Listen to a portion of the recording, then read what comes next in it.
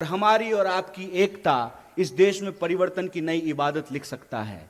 इसीलिए जो हमारे मन की बात है, वो मन की बात आपके जो मन में है वो बिल्कुल एक सा है, क्योंकि हमारा यह मानना है कि हम देश के किसी भी इलाके में रह रहे हों, चाहे उत्तर में रह रहे हों या दक्षिण में, पूरब में रह रहे हों या पश्चिम में, हमारा पूरा देश आज विभिन्न तरह की समस्याओं से घिरा हुआ है। अगर इन समस्याओं से हम निजात पाना चाहते हैं तो हमारे और आपके बीच में संवाद होना बहुत जरूरी है। और उसी संवाद के सिलसिले में मैं दो चार बातें आपसे करना चाहता हूं। मैं मार्गदर्शन करने के लिए आपका नहीं आया हूं, आपसे मार्गदर्शन प्राप्त करने के लिए आया हूं। आप सब लोग रोज न्यूज देखते होंगे, आपके व्हाट्सएप पे रोज कोई ना कोई मैसेज आता होगा। यहां नौजवान सब बैठा हुआ है, क्या व्हाट्सएप पे कभी मैसेज आया है कि नेहरू जी मुसलमान हैं? आया है कि नहीं आया है? आया है ना।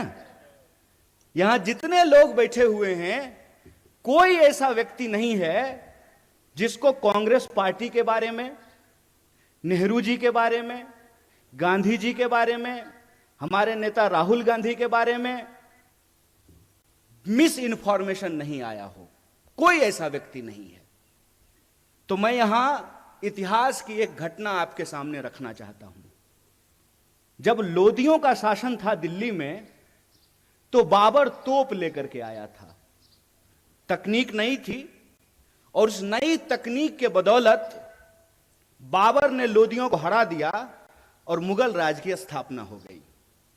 मुगल का राज चलने लगा और बाद में जितने भी मुगल शासक हुए वो यहीं पर रहे, यहीं पे उन्होंने शादियां की और उनके बाल बच्चे जो हैं वो राज करने लगे।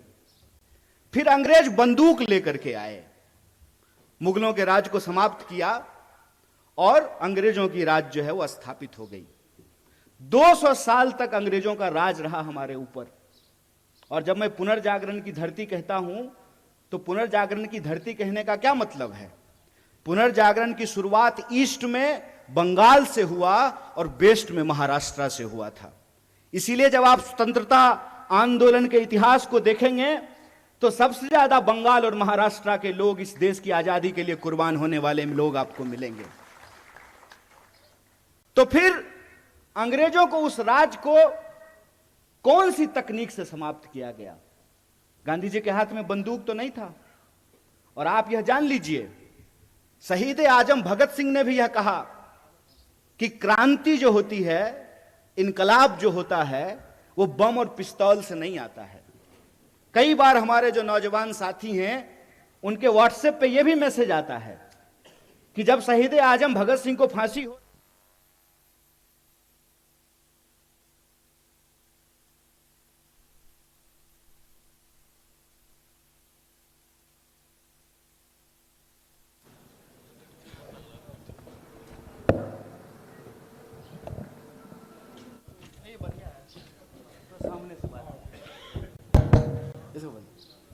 ये अच्छा हो गया। कई बार आप लोगों के सामने ये मैसेज आया होगा कि शहीद आजम भगत सिंह को फांसी हो रही थी और गांधी जी ने कुछ नहीं किया। ये तमाम जो चीज है इसको हमको समझना पड़ेगा। जबकि शहीद आजम भगत सिंह कह रहे हैं कि बम और पिस्तौल इनकलाब नहीं लाता है। बम का दर्शन भगवती चरण बोहरा ने लिखा था, शहीद आजम भगत सिंह ने नहीं लिखा था। तो वो कौन सी ऐसी ताकत थी जो अंग्रेजों के 200 साल के राज को समाप्त किया? उस ताकत का नाम क्या था? उस ताकत का नाम था सत्य। इस बात को याद रखिएगा। और सत्य की ताकत से भारतीय राष्ट्रीय कांग्रेस इस देश के आम लोगों को इकट्ठा करके, चंपारण जब गांधी गए थे तो किसानों का आंदोलन लड़ने के लिए गए थे। महिलाओं को जब इकट्ठा किया पिकेटिंग आंदोलन के लिए, शराबबंदी के लिए, तो महिलाएं आंदोलन कर रही थी, आदिवासी आंदोलन कर रहे थे, दलित आंदोलन कर रहे थे, शेतकरी आंदोलन कर रहे थे, कामगारों का आंदोलन हो रहा था। और तमाम आंदोलनों को इकट्ठा करके महात्मा गांधी ने जो अंग्रेजों के हाथ में बंदूक थी, बड़े बड़े जंगी जहाज थे, सत्य की ताकत से उसको परास्त कर दिया और 15 अगस्त 1947 को इस देश को आजादी मिल गई। आज यह बात मैं आपके सामने क्यों कह रहा हूं? आज फिर एक तकनीक की ताकत लेकर के कोई आया है जिसका नाम दिया गया है सोशल मीडिया। बताइए, नाम है सोशल मीडिया और काम इसका सबसे ज्यादा अनसोशल है। सबसे ज्यादा अनसोशल है। अनसोशल कैसे है? घर में अगर कोई बर्थडे पार्टी हो रही हो तो देखिएगा कि 4 लोग मोबाइल लेकर के ना ऐसे कोना में मुंह घुमाए रहता है। यह हमको सोशल नहीं बना रहा है, यह हमको अनसोशल बना रहा है। इतिहास नहीं बना रहा है, इतिहास को मिटाने की कोशिश की जा रही है। रोज सुबह सुबह उठिएगा तो यह मैसेज आएगा कि फटाफट 10 लोगों को यह मैसेज भेज दीजिए, मनोकामना पूर्ण हो जाएगी। पलट करके पूछ लीजिए ना, हम कौन सा इंसान हैं, 9वां की 10वां? अगर हम 10वां हैं तो पहले तुम बता दो कि तुम्हारी कौन सी मनोकामना पूर्ण हो गई है। पूछना चाहिए ना। मैं ये कहानी अक्सर लोगों से पूछता हूं, आजाद होने का क्या मतलब होता है? आजाद भारत में हम आजाद नागरिक हैं। आजाद होने का क्या मतलब होता है? आजाद का मतलब होता है अपने ख्यालों से आजाद होना। आजाद का मतलब होता है सत्य को परख करके झूठ और सच का फर्क करना। आजाद का मतलब होता है कि महिलाएं जो बैठी हुई हैं साड़ी पहन करके, उनका भी वोट एक है और यहां जो कुर्सी सजाए हुए हैं आमदार, इसमें से हो जाएंगे कोई खासदार, उनका भी वोट एक है। बोलिए, है कि नहीं है? आजाद होने का मतलब यह होता है कि हम भी अपराध करेंगे तो हमारे ऊपर भी वही कानून लागू होगा, और इस देश का कोई मंत्री भी अपराध करेगा तो उसके ऊपर भी वही कानून लागू होना चाहिए। आजाद होने का मतलब होता है कि अगर सत्य है हमारे पास तो हम सत्य की ताकत पर सत्ता से सवाल कर सकते हैं। आजाद होने का मतलब होता है खुली हवा में सांस लेना, अपने देश के लिए, समाज के लिए अपने कर्तव्य को पूरा करना, और राज्य और सरकार का यह कर्तव्य है कि वह नागरिक की जरूरतों को पूरा करे। यह होता है आजाद होने का मतलब। हमको पता भी नहीं चल रहा है कैसे धीरे धीरे स्नेह स्नेह हमारी आजादी हमसे छीनने की कोशिश की जा रही है, और हमारी जो सोचने की क्षमता है। ऐसे ही आप पुनर्जागरण की धरती के लोग नहीं हैं। आप इसलिए पुनर्जागरण की धरती के लोग हैं क्योंकि आपकी मिट्टी से संत तुकाराम पैदा हुए। इसीलिए आप पुनर्जागरण की धरती हैं कि आपकी मिट्टी से सावित्रीबाई फुले और ज्योतिबा फुले पैदा हुए। इसीलिए आप पुनर्जागरण की भूमि हैं कि आपकी मिट्टी पे डॉक्टर बाबा साहब भीमराव अंबेडकर ने उसको अपनी कर्म भूमि बनाने का काम किया। आप इसलिए पुनर्जागरण की भूमि है कि स्वतंत्रता आंदोलन की कोई भी धारा हो, चाहे क्रांतिकारी धारा हो या उदारवादी धारा हो, तमाम तरह के सपूतों को आपकी मिट्टी ने पैदा किया है। आप इसलिए पुनर्जागरण की धरती हैं क्योंकि आपके यहां क्रांतिकारी कवि अन्ना भाऊ साठे पैदा हुए हैं।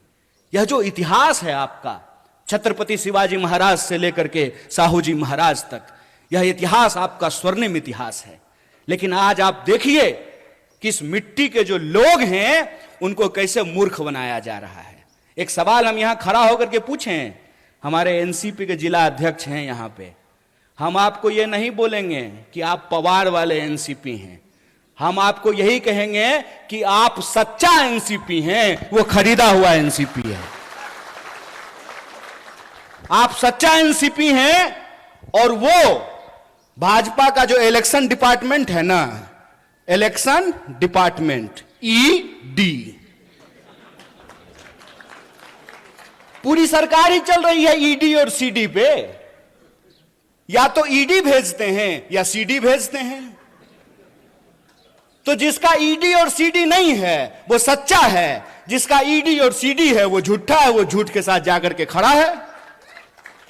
और मैं ये सवाल आपसे पूछता हूं, इसका जवाब आपको अपने आप मिल जाएगा। क्योंकि मैं महसूस करता हूं और मैं ऋणी हूं, मैं ऋणी हूं महात्मा गांधी का, मैं ऋणी हूं पंडित जवाहरलाल नेहरू का, मैं ऋणी हूं डॉक्टर बाबा साहब भीमराव अंबेडकर का, मैं ऋणी हूं सरदार वल्लभ भाई पटेल का, सुभाष चंद्र बोस का, सरोजिनी नायडू का। मैं ऋणी हूं उनका कि वो अंग्रेजों से लड़ करके हमको आजादी दिलाए।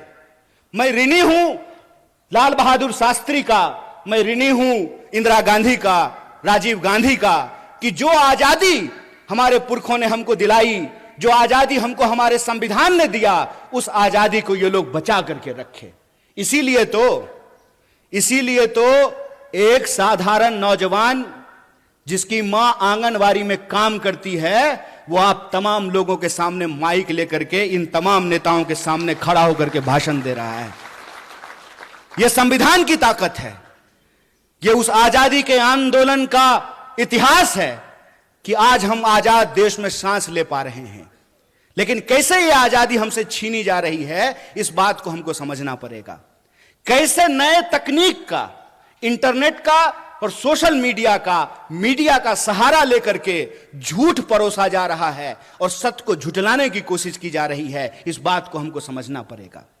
यह इतिहास नहीं बना सकते हैं।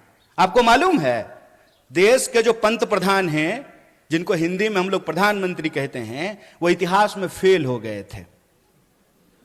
मैं मजाक नहीं कर रहा हूं, मैं झूठ नहीं बोलता हूं, क्योंकि मैं भाजपा में नहीं हूं, मैं सच बोल रहा हूं। वो इतिहास में फेल हो गए थे। और डॉक्टर बाबा साहब भीमराव अंबेडकर ने एक बड़ी मजेदार बात कही है।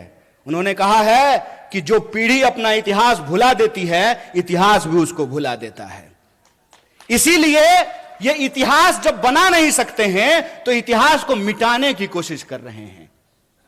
जो अपना मकान बना नहीं सकते, दूसरे की मकान पे अपना नाम लिख करके कहते हैं कि हमने इतिहास बनाया है। अरे साहब, आपने तो इंसान को इंसान नहीं बनाया है, आप इतिहास क्या बनाएंगे? झूठ के सहारे ये एक इमारत खड़ी करने की कोशिश कर रहे हैं।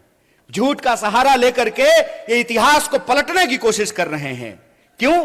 क्योंकि इनका इतिहास खराब है, क्योंकि इनका इतिहास इस देश के साथ गद्दारी करने का इतिहास है। इनका इतिहास इस देश के लोग जब अंग्रेजों के खिलाफ लड़ रहे थे, तो उनके साथ चाय पर बैठ करके चर्चा करने का इतिहास है। इनका इतिहास अंग्रेजों की जासूसी करने का इतिहास है। मैं जितने संतों का नाम ले रहा हूं, जितने वीरों का नाम ले रहा हूं, जितनी वीरांगनाओं का नाम ले रहा हूं, बताइए एक का भी संबंध भारतीय जनता पार्टी से है क्या? लेकिन हमको गर्व है कि हम जितने भी लोगों का नाम ले रहे हैं, प्रत्यक्ष या परोक्ष रूप से उनका संबंध भारतीय राष्ट्रीय कांग्रेस से है। इसीलिए आप तमाम लोग जो यहां मौजूद हैं, सबसे पहले आपको गौरवान्वित महसूस होना चाहिए कि आप उस पार्टी का हिस्सा हुए हैं जिस पार्टी ने इस देश को आजादी दिलाई है। उस पार्टी के आप सदस्य हैं जिसने इस देश में बराबरी के सिद्धांत को लागू किया है। बोलिए, इस देश में महिलाओं ने कोई आंदोलन किया था क्या? समान वोट के अधिकार का कोई आंदोलन नहीं किया था ना? समान वोट का अधिकार मिला कि नहीं मिला? लोग जो हेलीकॉप्टर से उड़ते हैं उनका भी वोट एक, और जो साइकिल पे चलता भी उसका भी वोट एक है कि नहीं है? अगर वोट का अधिकार नहीं होता तो आपको लगता है कि 5 साल में चुनाव के बाद हेलीकॉप्टर लेकर के कोल्हापुर सिटी की गलियों में नेताजी हाथ जोड़ करके आपके सामने खड़े होते? बिल्कुल नहीं खड़े होते।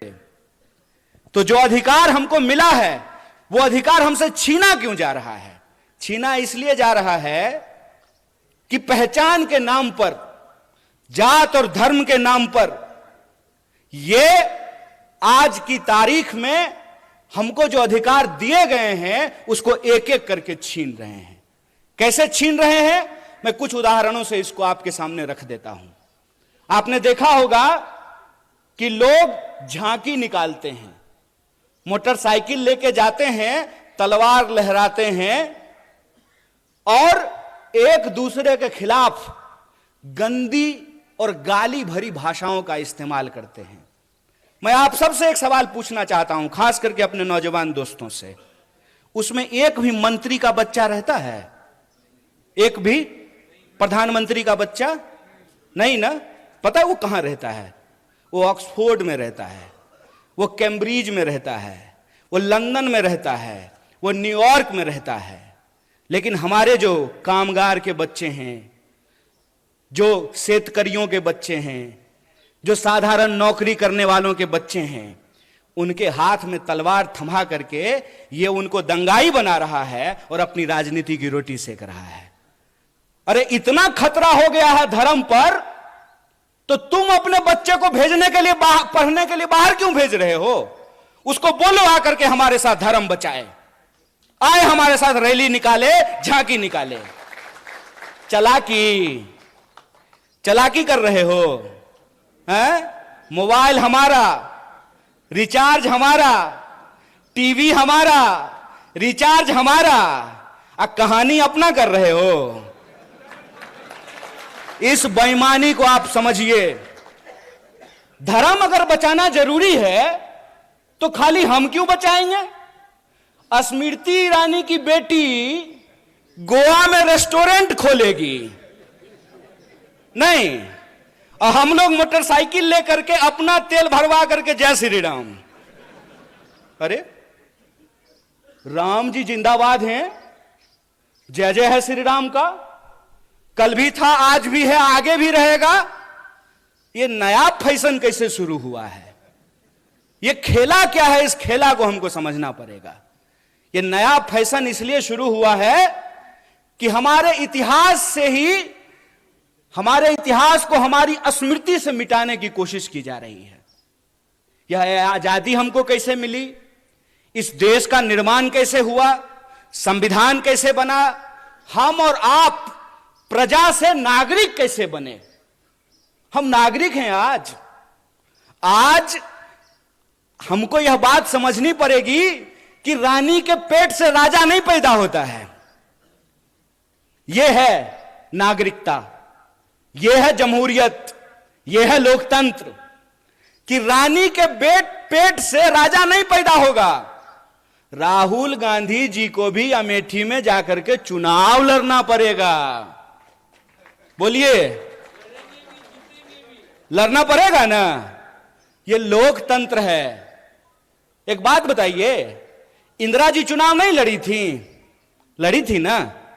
राजीव जी चुनाव नहीं लड़े थे? लड़े थे ना। राहुल जी चुनाव लड़ रहे हैं ना।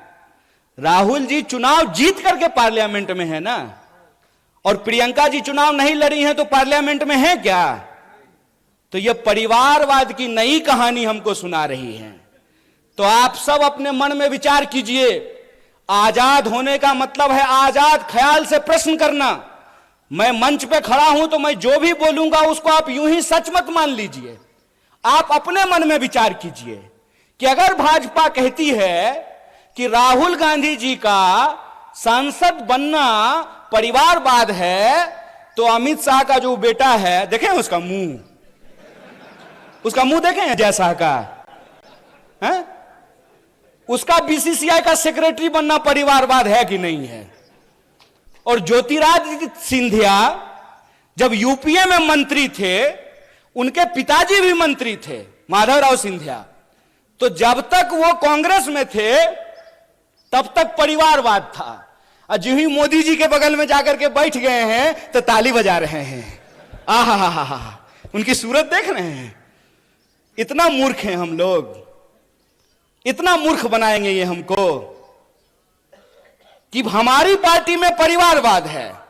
जो ही आप आरएसएस में शामिल हो जाइएगा तो वो संघ परिवारवाद हो जाता है। अगर परिवारवाद गलत है चचा, तो संघ परिवारवाद भी गलत है। ऐसा नहीं होगा कि हमारे लिए परिवारवाद गलत है और आपके लिए परिवारवाद सही हो जाएगा।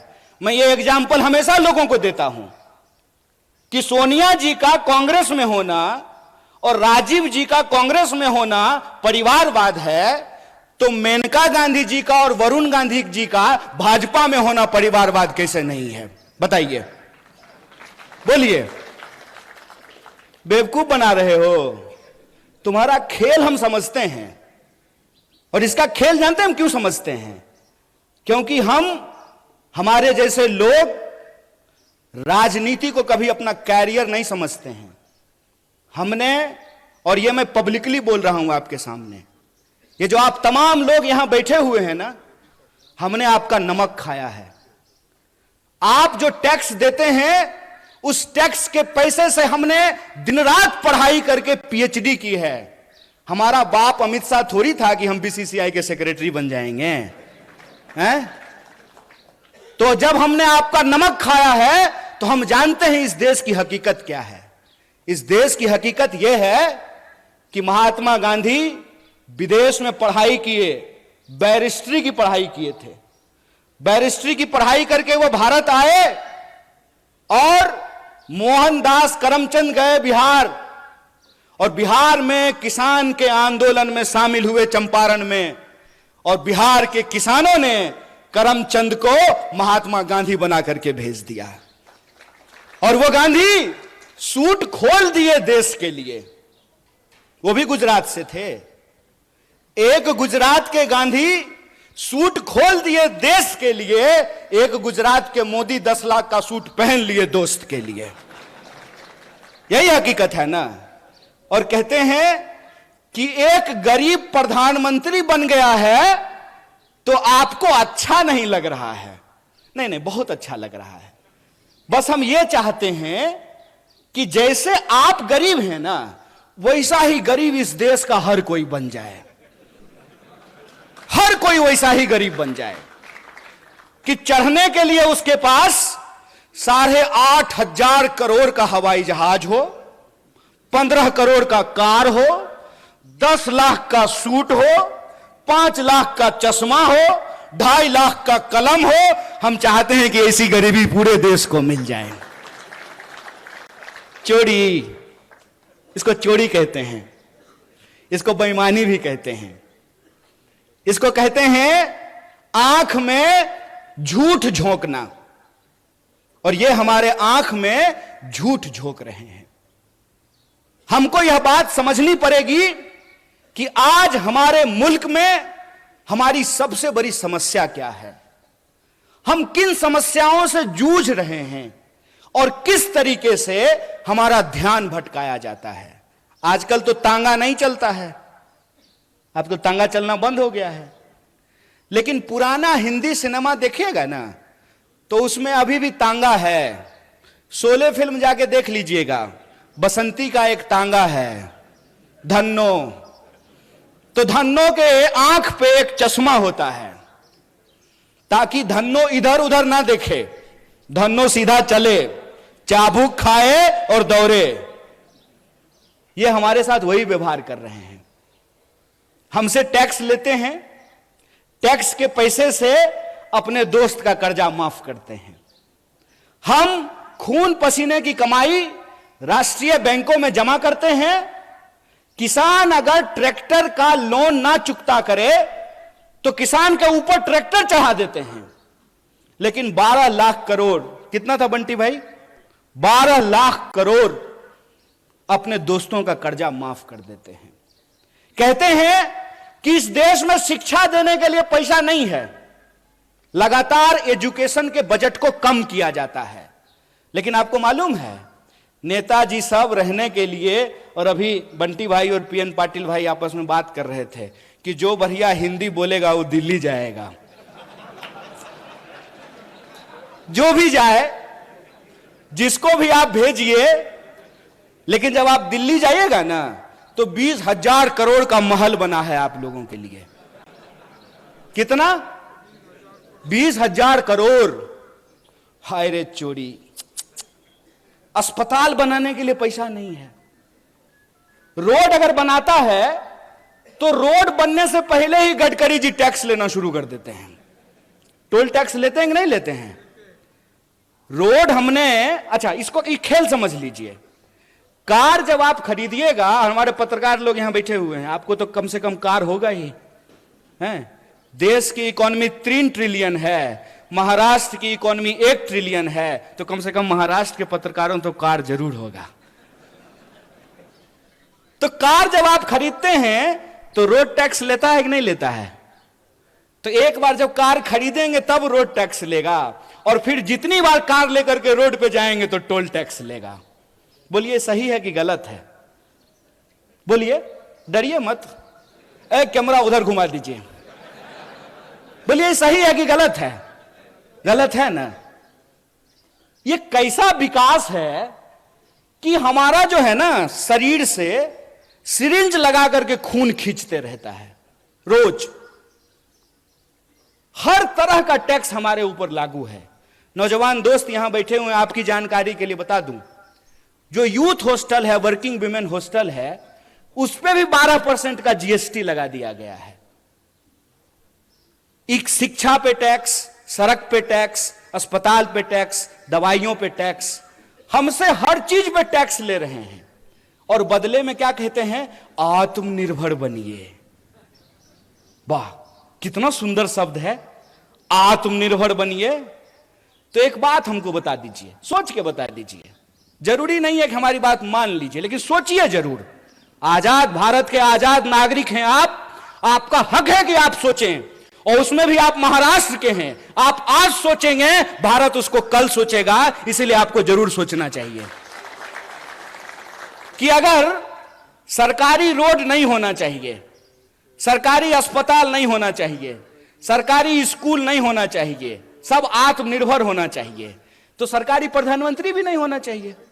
बोलिए क्या आमदार साहब, बोलिए कि आपको पेंशन मिलेगा?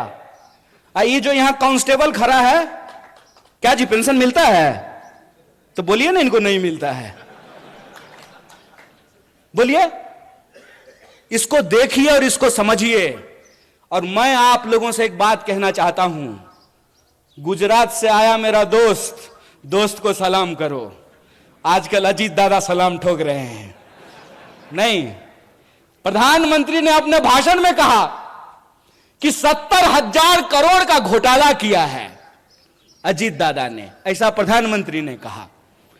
इलेक्शन डिपार्टमेंट सक्रिय हो गया, ईडी, अब कोई घोटाला नहीं हुआ है। भाजपा के वॉशिंग मशीन में सब साफ हो गया है। अब दाग अच्छे हैं, क्योंकि दाग भाजपाई हैं। इस खेल को आप समझिए कि कुछ भी सरकारी नहीं होगा तो सरकारी संसद किस लिए होगा? 20,000 करोड़ का सरकारी प्रधानमंत्री किस लिए होगा? इस देश के नागरिकों को यह समझना पड़ेगा कि इस देश में कितनी बड़ी लूट चल रही है। अंबानी का एक दिन का जो इनकम है, एक दिन का बोल रहे हैं, एक दिन का, उसमें एक दिन के इनकम में 75 लाख, कितना? 75 लाख मनरेगा के मजदूरों को वेतन दिया जा सकता है। यह खेल हम नहीं समझेंगे। देश की आजादी को 75 साल हो गए हैं, 77वां स्वतंत्रता दिवस मनाया जा रहा है। ऐसा कैसे हो गया भाई कि 2-4 लोग बहुत अमीर हो गए और बाकी जो जनता थी वो जो है हर चीज के लिए तरसने लगी है। पहले क्या बोले थे? पहले बोले थे कि जब प्राइवेटाइजेशन होगा ना तो कंपटीशन होगा, इसीलिए कोऑपरेटिव को समाप्त कर दो। आप बहुत सौभाग्यशाली हैं पीएन पाटिल साहब कि आपका कोऑपरेटिव चल रहा है। क्यों? क्योंकि जया शाह का पप्पा कोऑपरेटिव मंत्री बना है। वो जिस चीज के मंत्री बनते हैं ना, उसका बस जय श्री राम होता है। वो आजकल गृह मंत्री हैं। गृह मंत्री का काम है देश की कानून व्यवस्था को सुरक्षित रखना। मणिपुर में कानून व्यवस्था सुरक्षित था, आप लोगों ने देखा कि नहीं देखा? पुलिस थानों पे हमले हुए, हथियार लूट लिए गए, गोली लूट लिया गया, महिलाओं को निर्वस्त्र करके घुमाया गया। क्यों? क्योंकि गृह मंत्री जी अपनी ड्यूटी पे लगे हुए थे। प्रधानमंत्री 22-22 घंटा काम करते हैं, तब जाकर के देश की यह हालत पहुंची है कि इस देश में 5.5 लाख इंजीनियर हर साल पैदा होते हैं और 1.5 लाख लोगों को भी नौकरी नहीं मिलती है। इसीलिए मैं जो बोलता हूं तथ्य और प्रमाण के साथ बोलता हूं। मैं आपके सामने बोल रहा हूं। प्रधानमंत्री जी ने कहा कि 2022 तक सबको पक्का मकान मिल जाएगा। मिल गया कि नहीं मिल गया? नहीं मिला तो मतलब प्रधानमंत्री झूठ बोल रहे हैं क्या? या तो आप लोग झूठ बोल रहे हैं या प्रधानमंत्री झूठ बोल रहे हैं। कौन झूठ बोल रहा है? प्रधानमंत्री झूठ बोल रहा है। तो हम बोल सकते हैं ना कि भारत का प्रधानमंत्री झूठा है। बोलिए, नंगा को नंगा कहेंगे कि नहीं कहेंगे? झूठा को झूठा कहेंगे कि नहीं कहेंगे? और हम कहेंगे जो झूठ बोलेगा उसको झूठा।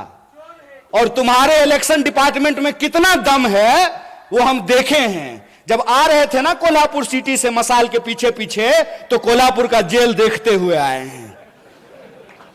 जगह है कितनी जेल में तेरे, देख लिया है, देखेंगे, देखे हुए हैं। बोलेंगे झूठ, झूठा हो तुमने झूठ बोला है इस देश की जनता से। तुमने झूठ बोला कि हम इस देश के एक एक इंसान के खाते में 15 लाख रुपया पहुंचाएंगे। तुमने झूठ बोला कि हर साल 2 करोड़ नौकरी पैदा की जाएगी। तुमने झूठ बोला कि किसानों की आमदनी दोगुनी की जाएगी। तुमने झूठ बोला कि 2022 तक सबको पक्का मकान मिल जाएगा। तुमने झूठ बोला कि महंगाई को कम करेंगे। तुमने झूठ बोला कि महिलाओं के ऊपर अत्याचार को कम करेंगे। तुम इस देश की जनता से झूठ बोल रहे हो और तुम्हारी ताकत है झूठ बोलना। तो याद रखना कि तुम अगर झूठ के रास्ते पर चल सकते हो, फिर से इस देश को गुलाम बनाने की साजिश रच सकते हो। जिन अंग्रेजों की चापलूसी करते थे, आज उन्हीं दोस्तों के साथ खड़ा होकर के अगर उस देश में तुम कंपनी राज लाना चाहते हो, तो तुमको बता देना चाहते हैं कि हम भी महात्मा गांधी के राह पे चलने वाले लोग हैं। तुम्हारे झूठ का मुकाबला सच से करेंगे और तुम्हारे झूठ को हराएंगे। यह लड़ाई 2 तरह के सोच के बीच की लड़ाई है। एक तरफ वो है जो दिन दहाड़े बिना किसी लाग लपेट के झूठ बोलते हैं।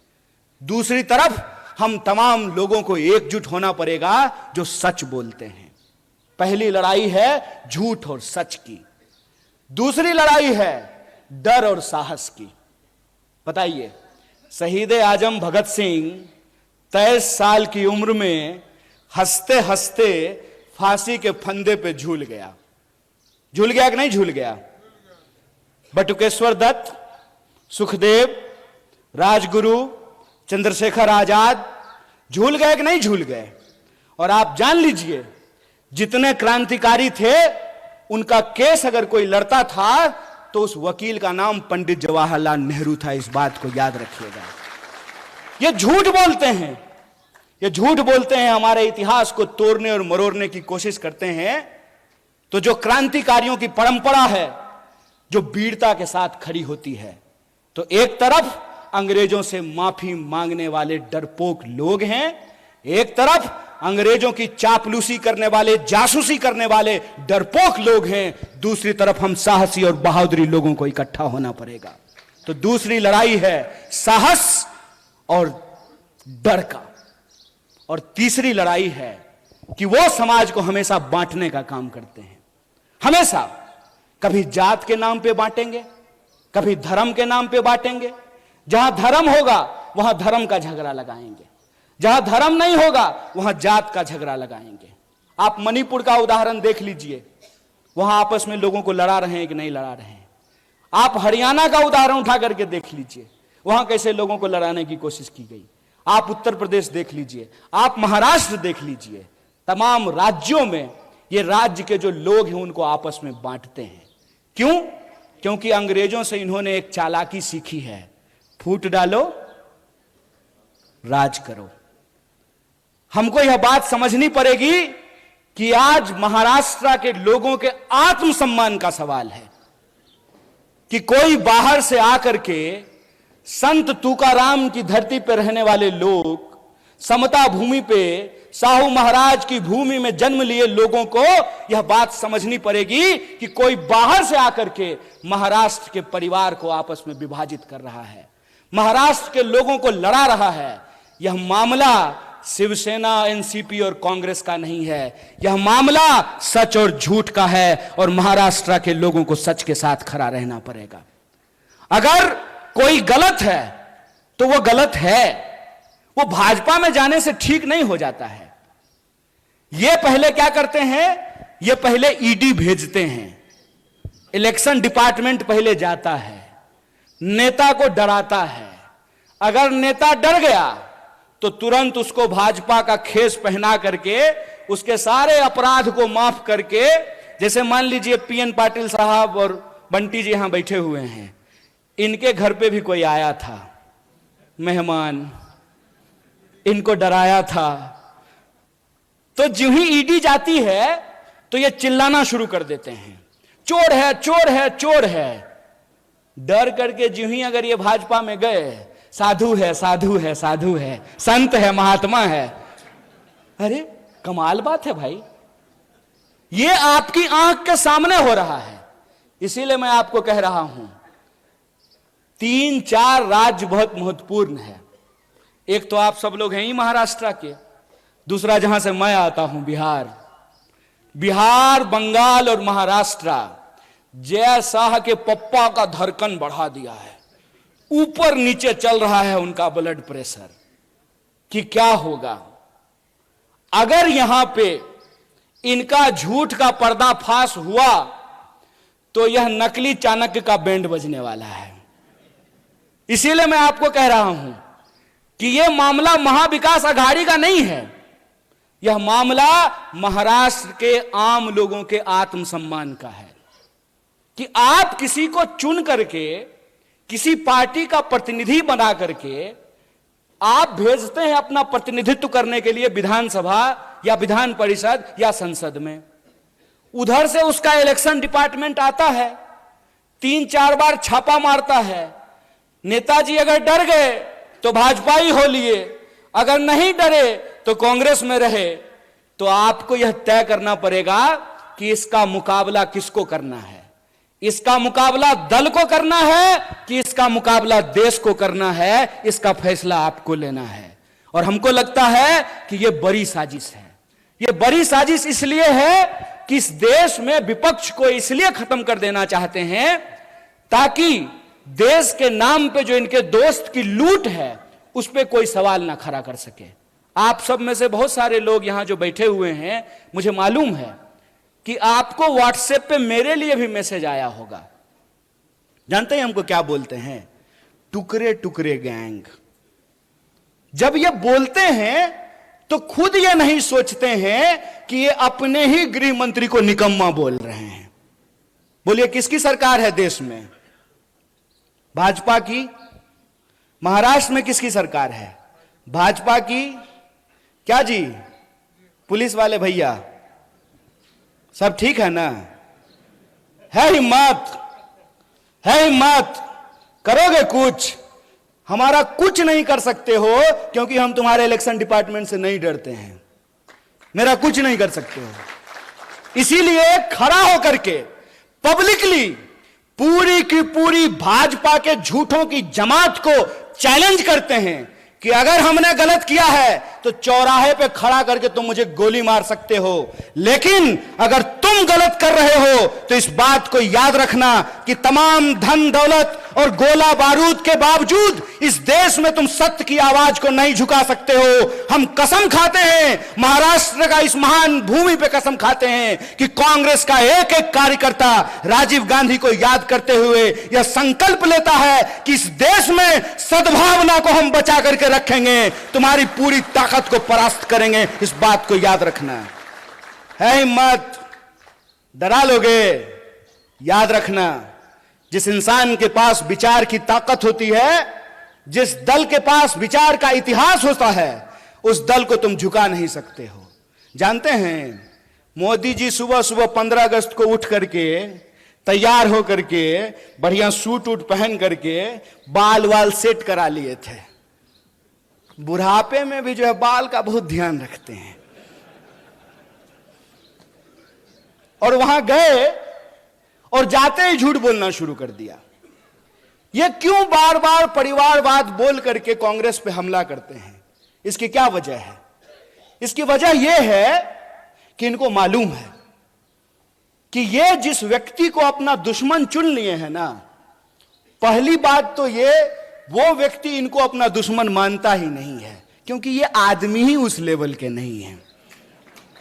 सच बात बता रहे हैं आपको। और दूसरा, इन्होंने सब कुछ कर लिया, खरीदने की कोशिश कर ली, डराने की कोशिश कर ली, सब कुछ करने के बाद ये इस नतीजे पर पहुंचे हैं।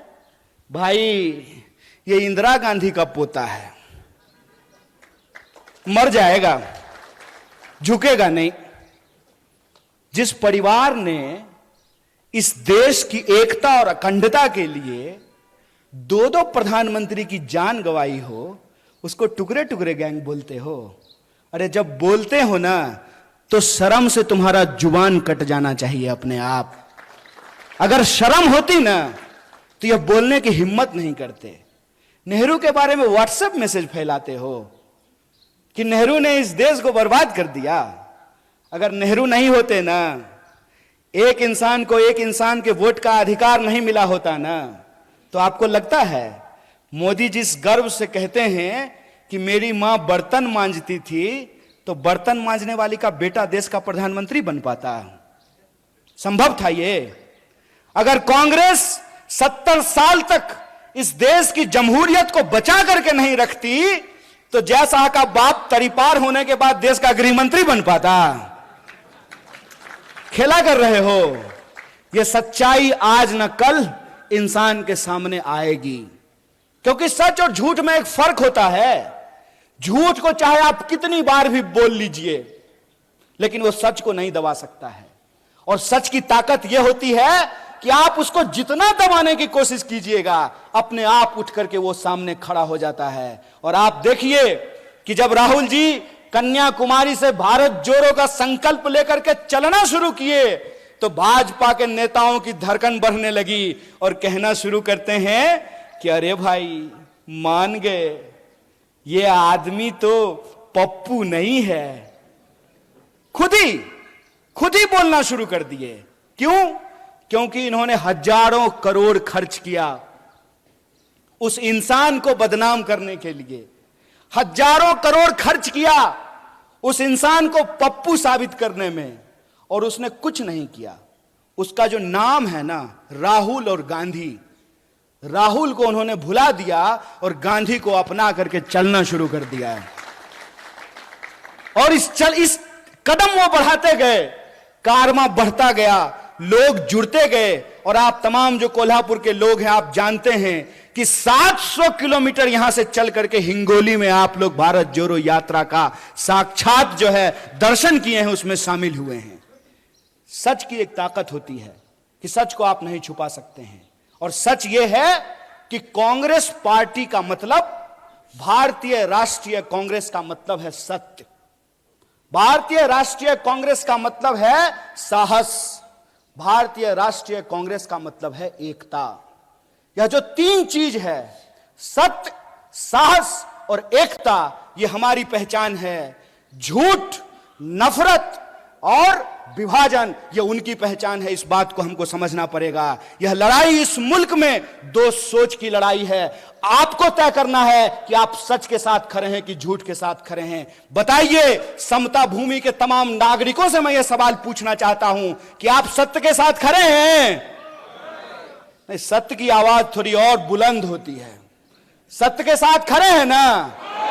अगर आप सत्य के साथ खड़े हैं तो यह जो नकली चाणक्य है ना, नकली चाणक्य को पहचानते हैं कि नहीं? अरे वही फादर ऑफ जयशाह, वो अपने आप को जो है चाणक्य कहते हैं। वो चाणक्य जो है ना, सूटकेस लेकर के घूमते रह जाएंगे। मुझे पूरा भरोसा है कि महाराष्ट्र के लोग इनके झूठ को धूल चटाएंगे, इनको जरूर हराएंगे। इस बात का हमको भरोसा है। और इस बार ये देखना ही नहीं है, इस बार यह नहीं देखना है कि किसका फेटा कैसा है, किसका कुर्ता कैसा है, किसका जो है सिंबल कैसा है। सिर्फ एक बात देखना है कि जो झूठ बोल रहा है, जो आपको डरा रहा है और जो नफरत फैला रहा है, वो भाजपाई है। जो सच बोल रहा है, जो लोगों की एकता की बात कर रहा है, क्योंकि एकता की बात गांधी करते थे। गांधी क्या कहते थे? गांधी कहते थे, रघुपति राघव राजा राम, पतित पावन सीता राम, ईश्वर अल्लाह तेरो नाम, सबको सन्मति दे भगवान। और यह जो सबको सन्मति का जो भाव है, वो सबको सन्मति का भाव सिर्फ गांधी का भाव नहीं है।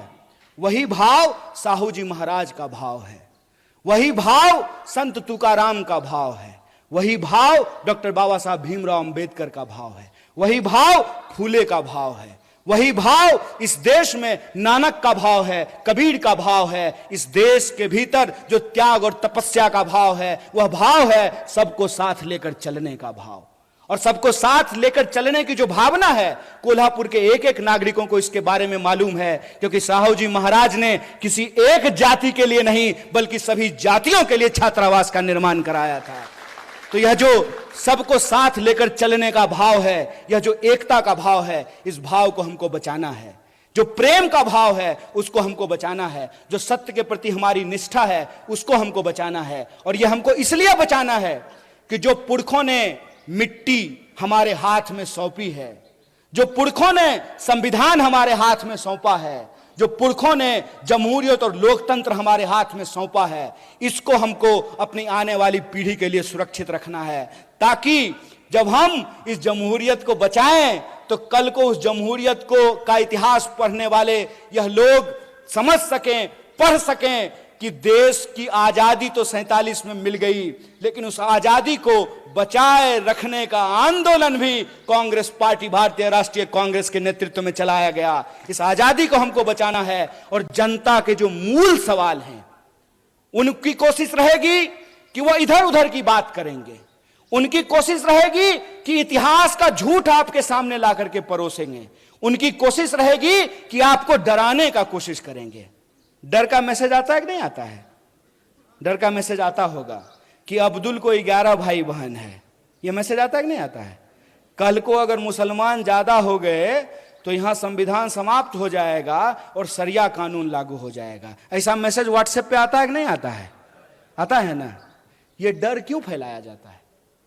यह डर इसलिए फैलाया जाता है ताकि आप यह ना सोच सकें कि अंबानी की एक दिन की आमदनी में 75 लाख मनरेगा मजदूरों को वेतन दिया जा सकता है, ताकि आप यह ना सोच सकें कि अदानी के सेल कंपनी में 20,000 करोड़ किसके हैं, ताकि आप यह ना सोच सकें कि देश का 99% ठेका एक परिवार को दिया जा रहा है, ताकि आप यह ना सोच सकें कि परिवारवाद इधर गलत है और परिवारवाद उधर सही हो जाता है। अजीत दादा पवार जब महाविकास अघाड़ी में थे तो 75,000 करोड़ का घोटाला करने का आरोप प्रधानमंत्री ने लगाया। जी ही भाजपा में जाकर के शामिल हो गए तो इलेक्शन डिपार्टमेंट लगता है नींद की गोली लेकर के सो गया है, या हो सकता है अजीत दादा के घर का रास्ता भूल गया हो, उसको एड्रेस नहीं मालूम हो। ये जो खेल चल रहा है, इस खेल को हमको समझना पड़ेगा। वो हमको जाति और धर्म में उलझा करके हमारा वोट ले रहे हैं, और जब उनको गद्दी मिल रहे हैं तो अपने बच्चे को पढ़ने के लिए विलायत भेज रहे हैं और हमारे बच्चों को दंगाई बना रहे हैं। यह सवाल हमारे सामने गंभीर है और इस गंभीरता को हमको समझना पड़ेगा। और जो सद्भावना का संकल्प हमने राजीव जी को याद करते हुए खाई है, उस संकल्प को, उस कसम को हमको पूरा करना पड़ेगा। हम इंतजार नहीं करेंगे। अगर कोई इंसान किसी व्हाट्सएप ग्रुप में झूठ बोल रहा हो, उस झूठ का हमको मुकाबला करना पड़ेगा। किसी चाय की दुकान पे कोई नफरत फैला रहा हो, उस नफरत का हमको मुकाबला करना पड़ेगा। हमारे मोहल्ले में कोई अगर झगड़ा लगाने की कोशिश कर रही हो, उस झगड़े के खिलाफ हमको खड़ा होना पड़ेगा।